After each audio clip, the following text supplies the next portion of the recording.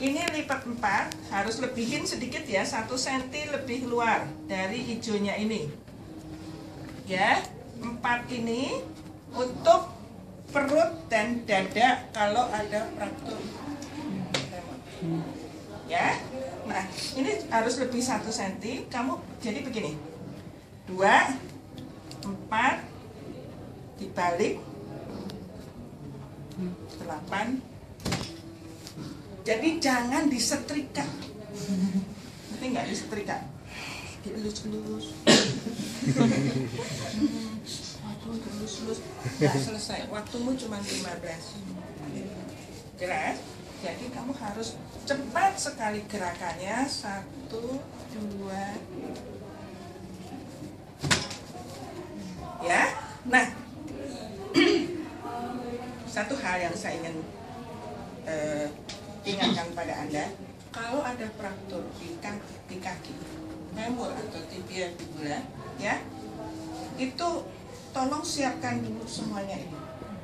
Jangan nanti ngelipet satu ditempel, nanti balik lagi lipat lagi, jangan. Itu tidak profesional namanya. Ya, kamu butuh berapa kamu lipat kamu baru pasang, gitu. Oke?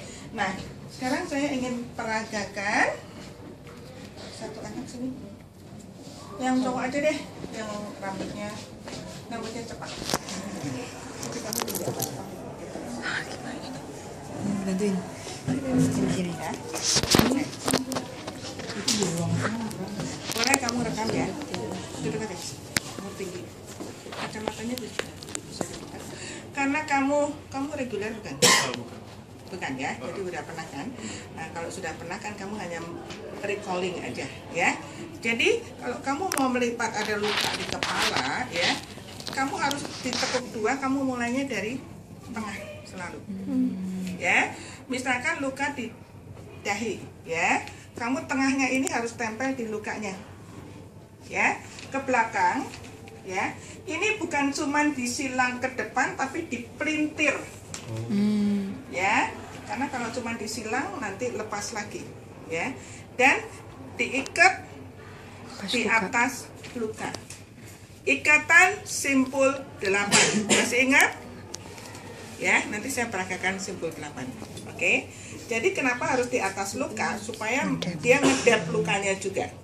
Kalau ada luka terbuka, kamu harus ceritakan, harus dilakukan asepsis antiseptik dan tidak pendarahannya. Kalau ada perdarahan, ya, ingat ya. Nah, kita pakai sarung tangannya berarti sebelum antisepsi. Ya. Kita itu ngomong doang. Sarung tangan tuh mesti ngomong doang pakai sarung. Kita pakai sarung tangan. Kalau disediakan nggak mau pakai, kalau nggak disediakan nggak usah. Nggak, kalau debnya kita deb beneran atau cuma ngomong doang? Ngomong aja. Ngomong aja. Ya. Dan inform concern jangan lupa. Tadi yang di sini tadi sudah saya ceritakan. Sebelum inform concern, kamu harus diagnosa. Diagnosanya kepada penguji pakai bahasa kedokteran, kepada pasien bahasa awam. Kemudian mintakan inform concern, kalau ada disediakan tertulis kamu minta tanda tangan, kalau tidak kamu ngomong. Harus cuci tangan sebelum dan sesudah tindakan, harus semua OSCE. Ya, ingat, ini pun juga harus. Ya, jangan lupa. Dan ini kalau di dahi, kalau di temporal, ya, selalu ingat bahwa kamu bagi 2 rata supaya nanti ngikatnya gampang. Mulai di tengah, temporal, ya, kamu tempel di atas lukanya, ya, terus ini ke bawah, ke belakang sini, di belakang kuping, di sebelah atas kuping, ya. Yang satu ke depan, yang satu ke belakang, diputer, diikatnya di atas luka lagi. Jelas? Kenapa harus di belakang kuping? Supaya kupingnya buat ganjel, nggak lari. Ya, tapi di sebelah atas bukan di sebelah bawah. Oke. Ya, kamu merasakan, kamu tahu ya. Jadi nggak lihat tapi kamu merasakan. Ya, ingat ya. Ini temporal. Kalau mata, ya, mata miring. Ya, ke belakang, di belakang dipelintir lagi. Ya. Ke depannya harus horizontal. Diikatnya tidak boleh di atas mata. Jelas? Ya. Mata. Sekarang dagu. Ya, ingat ya, harus di tengah ya supaya gampang. Dagu ke belakang. Ya. Ke belakang ini kamu harus salah satu, mau di kiri atau mau di kanan. Ininya di kupingnya ya, kamu bikin aja lurus ya. Di sini di belakang kuping ya, di sebelah bawah kalau ini ya. Yang pendek lari ke atas ya, yang pendek di ke atasin, yang panjang di ke bawahin. Dan ini harus dilipatnya di bawah dagu, diikatnya di atas.